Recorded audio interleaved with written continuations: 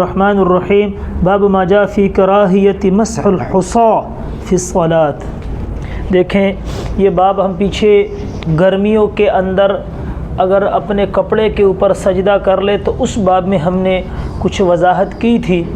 کہ صحابہ کرام رضوان اللہ تعالی علیہم اجمعین کے پاس ابتدائی زمانے میں اتنا کپڑا بھی نہیں ہوتا تھا کہ وہ اپنا جسم ڈھانپ لیں۔ ہاں بعد میں وہ وقت بھی آیا ہے کہ غالباً حضرت عبداللہ ابن عباس یا عبداللہ ابن عمر رضی اللہ تعالیٰ عنہما کہتے ہیں کہ ہم 2500 درہم کے جوڑے میں تہجد پڑھتے تھے۔ پھر وہ وقت بھی آیا، لیکن ابتدائی دور کی بات ہے، اس زمانے میں صحابہ کے پاس کپڑا جسم چھپانے کے لیے نہیں ہوتا تھا،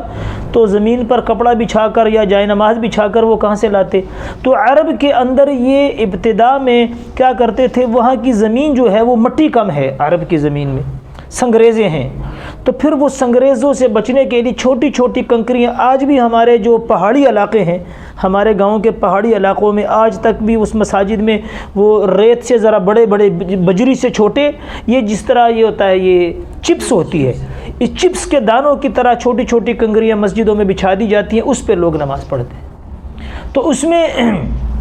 اس کے اوپر یہ باب امام ترمذی رحمۃ اللہ علیہ باندھا ہے کہ اب اس میں دیکھیں اگر نماز پڑھنے سے پہلے وہ کنکریاں جہاں سجدہ رکھنا ہے اس کو ہموار کر لی جائیں، کیونکہ بعض کنکری بڑی سیدھی ہوتی ہے، وہ تو اگر جسم کے اس پہ سجدہ رکھا جائے گا تو سر زخمی ہو جائے گا، خون نکلے گا تو وضو بھی ٹوٹ جائے گا، نماز ہی نہیں ہوگی۔ تو اگر کسی آدمی نے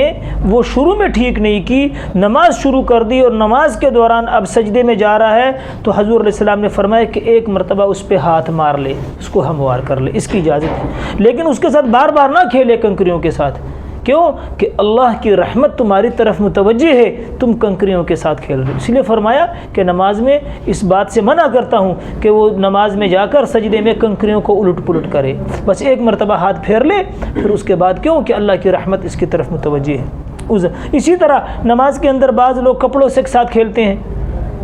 کوئی کاٹن کا سوٹ گرمیوں میں پہنا ہو تو اس کی استری بچانے کے لیے لوگ عجیب عجیب کام کرتے ہیں۔ تو ان سے دیکھو نماز یہ اس کو معمولی چیز نہ سمجھا جائے، اللہ کے دربار کی حاضری ہے، پرائیویٹ ملاقات ہے، اللہ کے خزانوں سے لینے کا ذریعہ ہے اور افضل جہاد ہے، اور لیکن اس کو اس طریقے سے پڑھنا چاہیے۔ نماز کے اندر کوئی ایسے عبث کام، کوئی بیکار کام، اللہ کی رحمت، اللہ کی ذات متوجہ ہے۔ موسیٰ علیہ السلام نے کہا یا اللہ میں آپ کو دیکھنا چاہتا ہوں، اللہ نے فرمایا ہرگز نہیں دیکھ سکتے۔